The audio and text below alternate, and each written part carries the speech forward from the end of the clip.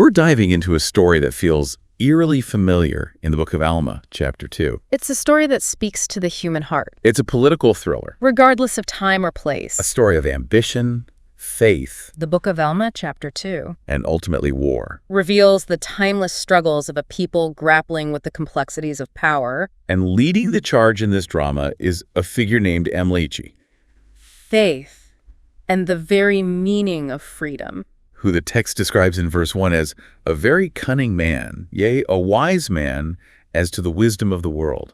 You're right. It's almost like the writer's giving us a hint right from the start that this wisdom, That description of Amlichi's wisdom is crucial. well, it comes with a price. It immediately sets him apart. And that ambition is on full display in verse 2, He's not just intelligent. where we learn that Amlichi had, by his cunning, drawn away much people after him. He's cunning, a master manipulator. Now, that's no small feat. And his wisdom is explicitly of the world, He's managed to rally a significant portion of the population to his cause. suggesting it's rooted in pragmatism. What do you think it was about Amlichi that drew people to him? Ambition. Was it his charisma, his promises? Perhaps even a disregard for spiritual principles. Verse 3 really highlights the growing concern It's fascinating to consider. among the people of the church. The text tells us he was cunning, They immediately recognize the danger Amlichi poses, so perhaps he was a skilled orator, realizing that his desire for power could dismantle their system of government, a master of persuasion. erode their rights, and even undermine their faith. Maybe he tapped into existing grievances. They understood that what was at stake was far greater than just who sat on the throne. It was about preserving their way of life, Promising change, a better life under his rule. their covenant with God. Whatever his tactics, he clearly struck a chord with a segment of society who felt disenfranchised And this fear wasn't unfounded. or disillusioned with the status quo. The text tells us in verse 2 that Amlichi's followers began to endeavor to establish Amlichi to be a king over the people. And this fear wasn't unfounded. This was a direct challenge to their established order. The text tells us in verse 2 that Amlichi's followers began to endeavor to establish Amlichi to be a king over the people. A system where leaders were chosen not by force or ambition, but by the voice of the people. This was a direct challenge to their established order. It's interesting how the text describes the reaction of the people in verse 5. A system where leaders were chosen not by force or ambition. They assembled throughout all the land, every man according to his mind, whether it were for or against Amlichi, in separate bodies, having much dispute and wonderful contentions one with another. But by the voice of the people. It seems like this issue truly divided the community, sparking passionate debates and even fracturing relationships. Absolutely. And this division only deepens as the story unfolds. The language here is vivid. In verse 7, Amlichi loses the initial vote for kingship. It paints a picture of a society on the brink, But here's where it gets really interesting. riven by differing opinions and loyalties. He doesn't just accept defeat. You can almost feel the tension. Instead, as verse 8 tells us, he stirred up his followers to anger against those who were not in his favor. The fear that this disagreement could tear their community apart. It's as if he's intentionally fanning the flames of discord, This wasn't just a political debate. exploiting existing divisions for his own gain. It was a struggle for the very soul of their nation. And that's precisely what happens. And this division only deepens as the story unfolds. In verse 9, we see the formalization of this division. And it came to pass that they gathered themselves together and did consecrate Amlichi to be their king. In verse 7, Now, this isn't just a symbolic gesture. Amlichi loses the initial vote for kingship. It's a declaration of independence, But here's where it gets really interesting. a rejection of the established order, He doesn't just accept defeat. and a clear sign that things are about to get very messy. Instead, as verse 8 tells us, And they don't waste any time making their intentions known. he stirred up his followers. Verse 10 tells us that Amlichi commanded his followers that they should take up arms against their brethren, and this he did that he might subject them to him. To anger against those who were not in his favor. It's a chilling reminder that unchecked ambition often leads to violence and oppression. It's as if he's intentionally fanning the flames of discord, What's striking is how quickly the situation escalates. exploiting existing divisions for his own gain. It's a stark illustration of how political ambition can morph into a lust for dominance, This is a crucial moment in the story. a desire not just to lead, but to control. Amlici's refusal to accept the will of the people reveals the true nature of his ambition. The seeds of conflict, sown by Amlici's cunning, are now bearing bitter fruit. It's not about serving the community. And both sides gear up for war. It's about power at any cost. Verse 12 describes the scene. They did arm themselves with swords and with scimitars and with bows and with arrows and with stones and with slings and with all manner of weapons of war of every kind. Even if it means plunging his people into chaos and conflict. It's a detailed list, painting a vivid picture of society preparing for a brutal conflict. And that's precisely what happens. Can you imagine the fear, In verse 9, the uncertainty, the sense of dread that must have gripped these communities as they prepared to face each other in battle? we see the formalization of this division. It's a sobering image. And it came to pass that they gathered themselves together and did consecrate Amlici to be their king. Reminding us that the path of division leads inevitably to confrontation and bloodshed. Now, this isn't just a symbolic gesture. Even within a community bound by faith and shared values, It's a declaration of independence. the allure of power and the manipulation of fear can fracture unity and ignite the flames of war. A rejection of the established order. And so, the stage is set for the first major clash in this conflict. And a clear sign that things are about to get very messy. Verse 15 tells us that the Amlicites came upon the hill Amnihu, which was east of the river Sidon, which ran by the land of Zarahemla, and there they began to make war with the Nephites. And they don't waste any time making their intentions known. What's interesting is that the Amlicites choose to initiate the conflict, Verse 10 tells us that Amlici commanded his followers. further highlighting their aggression and determination to seize power by force. That they should take up arms against their brethren, and this he did that he might subject them to him. The choice of location is also significant. It's a chilling reminder that unchecked ambition often leads to violence and oppression.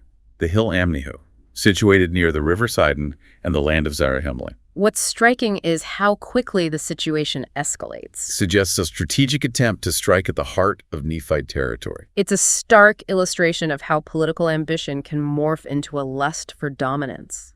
This isn't just a random skirmish. It's a calculated move to gain a foothold and demoralize their opponents. A desire not just to lead, And verse 16 describes the ferocity of the fighting. but to control. It tells us there was a great slaughter among the Amlicites, and there were many of the Nephites who did fall by the sword. The seeds of conflict, This isn't some romanticized battle. sown by Amlici's cunning, It's a brutal, bloody encounter with heavy casualties on both sides. are now bearing bitter fruit. The text doesn't shy away from the harsh realities of war. And both sides gear up for war. It acknowledges the pain, Verse 12 describes the scene. the loss, the devastation inflicted on both victor and vanquished.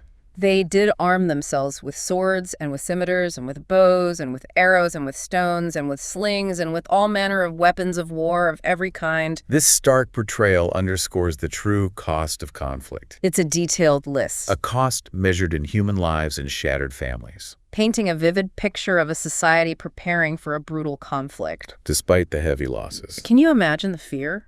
Verse 19 tells us that the Nephites did beat the Amlicites and slew many of them, and did drive the remainder of them back. The uncertainty. The victory, The sense of dread that must have gripped these communities but a costly one. as they prepared to face each other in battle. The text details the Nephite losses. 6,560 and 2. It's a sobering image, Imagine the grief, reminding us that the path of division, the sorrow that must have rippled through the Nephite community as they mourned their fallen brethren. leads inevitably to confrontation and bloodshed.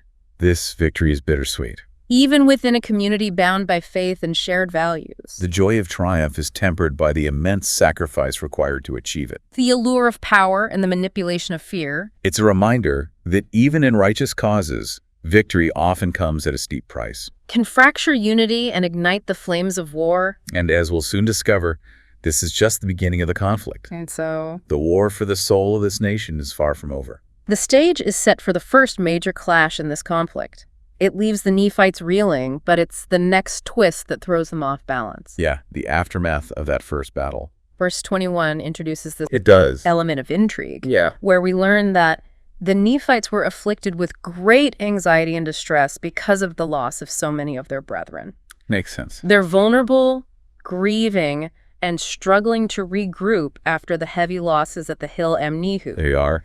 And They got to figure out what to do next. their enemies sense this vulnerability. Oh, yeah, And it's Amlichi of course. who seizes the opportunity to shift the balance of power. Okay, He understands he can't win this war on his own. he needs help. He needs allies, and he's willing to make some shocking compromises to get them. Interesting. Verse 22 tells us, "It came to pass that while the Nephites were afflicted with these things, behold, the Amlicites had gathered a much greater number of men than they had before." So he's This suggests that Amlichi wasn't just rebuilding his forces. Yeah. He was actively recruiting, expanding his rank. getting more people on his side? But where were these new recruits coming from? That's a good question. That's the question that must have plagued the Nephite leaders. Had to be. They knew they were facing a formidable enemy in Amlichi and his followers, Right. but they couldn't have anticipated the shocking revelation that awaited them. No, they could not have. Verse 24 delivers this bombshell. "Behold, it was discovered by the Nephites that the Amlicites had united themselves with the Lamanites, and that they were coming down to destroy the Nephites." Wow. Imagine the shock, the fear, the sense of betrayal that must have swept through the Nephite ranks. I can only imagine. Their traditional enemies, the Lamanites, had joined forces with Amlichi, Unbelievable. creating a combined force that threatened to overwhelm them completely. Wow. It's a stunning development, and it speaks volumes about the depths of Amlichi's ambition. It really does. He's willing to betray long-standing rivalries, It's all about the power for him. to forge alliances with those who have historically opposed his people, Yeah. all in the name of achieving his goal of kingship. It's a good question. It begs the question, what price is he truly willing to pay for power? What price is he willing to pay? And what will become of his people, of their faith, if he succeeds? Yeah. This alliance with the Lamanites adds another layer of complexity to the conflict. Okay. It's no longer just a political power struggle. It's a clash of cultures, of beliefs, of deeply ingrained prejudices. Right. The Nephites now find themselves fighting not just for their own survival, but for the preservation of their way of life, their faith, their very identity. Their whole way of life. This alliance shifts the balance of power dramatically. And not for the better, for the Nephites. The Nephites are now outnumbered, outmaneuvered, and facing a threat unlike any they've encountered before. This is bad for them. Verse 26 paints a bleak picture of their situation.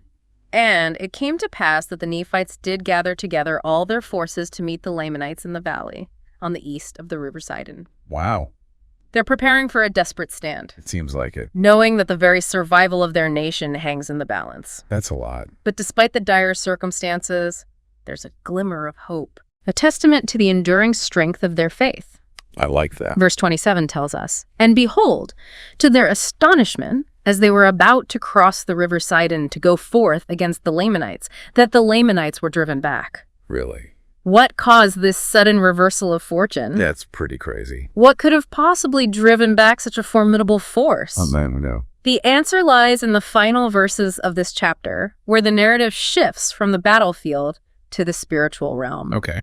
We see a powerful demonstration of faith in action, I like it. a reminder that even in the darkest of times, miracles can happen. That's the good stuff right there. Verse 28 tells us, "The Nephites being strengthened by the hand of the Lord, having prayed mightily to him that he would deliver them out of the hands of their enemies, therefore the Lord did hear their cries and did strengthen them, and the Lamanites and the Amlicites did fall before them." Powerful stuff. It's a powerful affirmation that God hears the prayers of the righteous, especially in times of need. Yeah, But this victory comes at a price. it always does. Verse 38 paints a grim picture of the aftermath. "And it came to pass that the bodies of the dead were heaped up upon the face of the earth, and also the bodies of those who had been slain." The battlefield is littered with the fallen, a stark reminder of the human cost of war. Yeah, This concluding image is both haunting and hopeful. it is. It underscores the devastating consequences of conflict, Yeah. while simultaneously highlighting the power of faith to overcome even the most overwhelming odds. Wow. The Nephites, facing annihilation, turned to God in their hour of need, and their prayers were answered. Amazing. It's a reminder that even when all hope seems lost, faith can move mountains. Those fallen warriors Yeah. left to the elements. This is a tough image. It is a stark reminder of the true cost of war. It is. It's easy to get caught up in the political maneuvering and the clash of armies, Right. but we can't forget that behind those battles are real people, Real people. individuals with families and loved ones, Absolutely. all caught in the crossfire of ambition and ideology. Verse 38 drives home that point. It does. It tells us that the remainder were scattered and driven into the wilderness. I can only imagine the trauma, Yeah, the displacement, the lingering fear absolutely. that followed those who survived this conflict. The wounds of war run deep, They do. leaving scars Yes. on individuals and communities that can last for generations. It makes me think about how easily societies can be divided. Mm-hmm.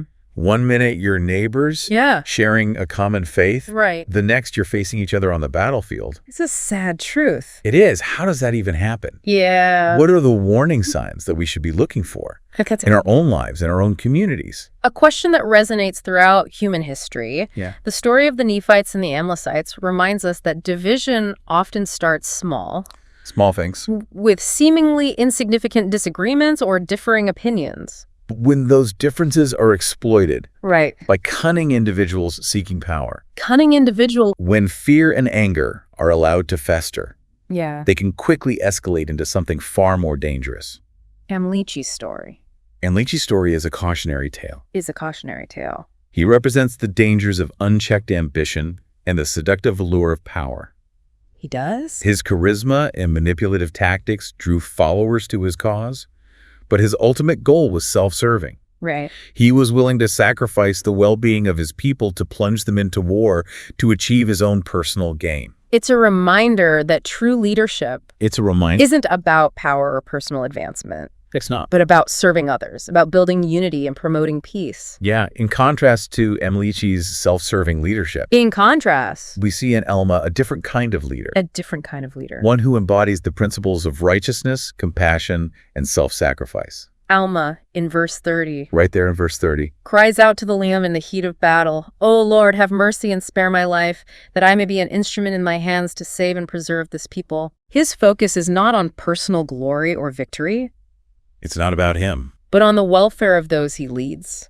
He cares about his people. He's willing to lay down his life for his people, to be an instrument of God's will. That's the kind of leadership we desperately need in today's world. Leaders Leaders who prioritize the common good over personal gain, who prioritize the common good over personal gain. who seek to heal divisions rather than exploit them, Right. who lead with humility and integrity. Leaders Who, like Alma, are willing to be instruments of peace and righteousness. who, like Alma. This has been a sobering but also inspiring look It has. at the challenges and triumphs faced by the Nephites Absolutely. as they navigated a world of political turmoil and spiritual conflict. What began as a seemingly simple power struggle escalated into a full-blown war, It did. revealing the fragility of peace and the devastating consequences of division. But amidst the chaos and bloodshed, we also see glimmers of hope, We do. examples of faith, courage, and resilience. We see a community turning to God in their hour of need, finding strength in prayer and unity. And we see in Alma We see in Alma, a leader who embodies the qualities of righteousness and self-sacrifice. inspiring his people to persevere even in the face of overwhelming odds. The Book of Alma, chapter 2, The Book of Alma, chapter 2. serves as a timeless reminder of the importance of unity, It does. the dangers of unchecked ambition, and the transformative power of faith. It's a story that continues to resonate with us today, offering valuable lessons for navigating the complexities of our own lives and communities. Absolutely. It's a call to action, urging us to be peacemakers, to stand up for what is right, to seek unity amidst division, and to live our lives in a way that honors God and uplifts those around us. Powerful stuff.